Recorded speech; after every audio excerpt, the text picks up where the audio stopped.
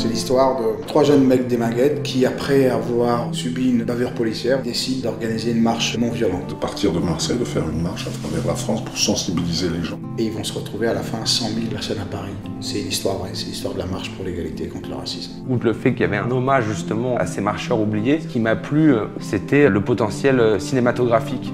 Et je trouvais que c'était une grande histoire. J'étais sur les épaules de mon oncle quand ils sont arrivés à 100 000 à Paris. Je me souviens vaguement d'un bordel, je me souviens d'une fête, tu vois. Et longtemps après, mon oncle m'a raconté, et quand on me l'a proposé, j'ai tout de suite dit oui, j'ai pas réfléchi.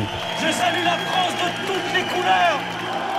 L'idée de Nabil, c'était pas de faire un film nécessairement engagé ou de dénoncer quelque chose, c'était vraiment aussi de raconter une histoire. C'est un film qui a la volonté de rassembler le plus de monde possible. C'est pas un film d'auteur radical pur et dur, c'est pas du tout un documentaire. C'est l'aventure humaine qui m'intéresse. Comment se fait-il que des jeunes face à la violence, ils décident à un moment donné, parce qu'ils n'ont plus de possibilité de répondre par la non-violence. J'aimerais qu'à travers ce film, on se rende compte à quel point on est français, tu vois, à quel point on le revendique, à quel point on en est fier. Parfois, quand tu fermes les yeux, ça pourrait être totalement des dialogues d'aujourd'hui. Et je pense que c'est le moyen aussi d'attirer des gens qui n'ont pas connu cette époque, c'est de leur dire « vous n'avez pas connu, mais en fait vous vivez la même chose ». Dire qu'on va faire une histoire sur des mecs de banlieue qui sont non-violents, qui ont comme référence Gandhi, certaines personnes m'auraient dit « bon, oui ». Heureusement que c'est une histoire vraie, parce que sinon personne n'aurait pu y croire.